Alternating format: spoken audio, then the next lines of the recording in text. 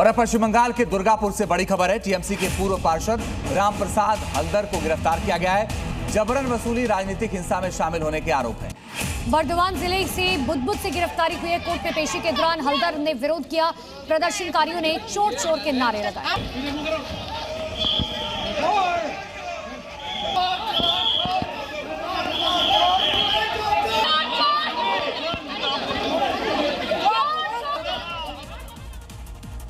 और बंगाल की बात करते हैं। नादिया और जलपाईगुड़ी में लक्ष्मी भंडार योजना में बड़े घोटाले का खुलासा हुआ। यहाँ ये बात भी सामने आई कि 12 लोगों का पैसा एक ही शख्स के खाते में जा रहा था। नादिया में 173 और जलपाईगुड़ी में 12 लोगों को मिलने वाला पैसा एक ही शख्स के खाते में जाने की बात सामने आई है।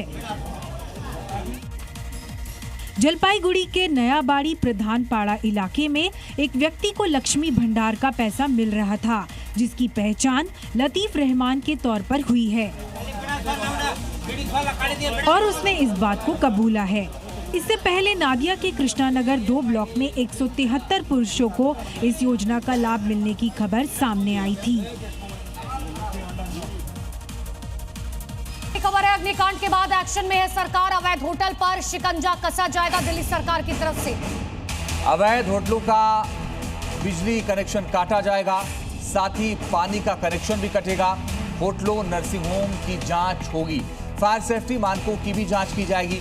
आज से 1 महीने तक यह अभियान चलेगा। होटल, गेस्ट हाउस की जांच होगी, तय सुरक्षा मानकों की जांच होगी।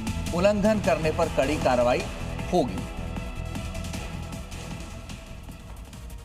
हिरासत में लिए गए लोकेश बजाज ने Malviya Nagar bed and breakfast योजना के तहत अपने साकेत स्थित घर पर भी होम स्टे बनाया है, जहां विदेशी आकर रुकते हैं। जी न्यूज संवाददाता प्रमोद शर्मा ने यहां का जायजा लिया। तो ये घर दिखाएंगे कि करोड़ों रुपए की कीमत वाला ये घर है, जो कि भ्रष्टाचार की कमाई से जो है कमाया गया है।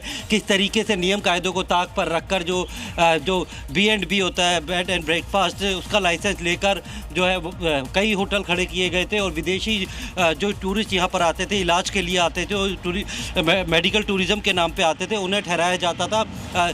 फायर की NOC नहीं ली जाती थी। बिल्कुल इस तरीके का होटल बनाए गए थे कि मोटी कमाई करते थे और उसी कमाई से यहाँ पर यह रहता है। और इस घर के अंदर भी कुछ अफ्रीकन मूल के नागरिक इस बिल्डिंग के अंदर भी मौजूद है।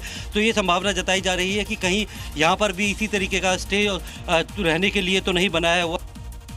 इसके अलावा होटल मालिक लवकेश बजाज की ग्रीन रेजिडेंसी नाम से एक और बिल्डिंग है, जिसमें विदेशी आकर रुकते थे। जी न्यूज संवाददाता ने ग्राउंड पर जाकर यहाँ का भी जायजा लिया। देखिए, B&B के नाम पे ये ग्रीन रेजिडेंसी है, जिसका एक पार्टनर जो लोकेश बजाज है वो उसके नाम पर है ये। और इस बिल्डिंग में भी बेसमेंट से लेके 4 फ्लोर तक होटल बना रखा है। कुल 28 कमरे यहाँ पे बनाए हुए हैं। और इस वक्त आप देख सकते हैं ये बेसमेंट है। ज़्यादातर जो अफ्रीकन नेशनल या विदेशी नागरिक है वो यहाँ पर आके रुकते हैं। और ख़ास तौर पर ये लोग यहाँ पर आसपास के नामी जो अस्पताल है वहाँ पर इलाज के लिए आते हैं। और उन्हीं जो तीमारदार हैं या फिर पेशेंट हैं उनके लिए इस तरीके के बेसमेंट में भी कमरे बनाए हुए हैं। जो पिछले 6 महीनों में दिल्ली में लगातार जो आग लगने की घटनाएं हुई हैं, उन घटनाओं में बहुत से लोगों के मारे जाने की भी खबरें सामने आ रही हैं। सवाल यह है कि आखिर दिल्ली में वो कौन से सेफ्टी नॉर्म्स नहीं हैं जिनकी धज्जियां उड़ी हुई हैं और उसके बावजूद भी लोग ध्यान नहीं दे रहे हैं और लोगों की जान जा रही है।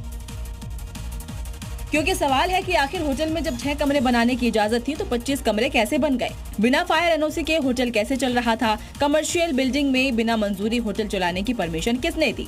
आने जाने के लिए केवल एक सक्रिय सीढ़ी थी और ग्राउंड रियलिटी आप खुद ही देखिए। दोनों तरफ दुकानें यहाँ पर हैं, नीचे में दुकान है, ऊपर में मकान है, लोग ऊपर में मकानों में रह रहे हैं।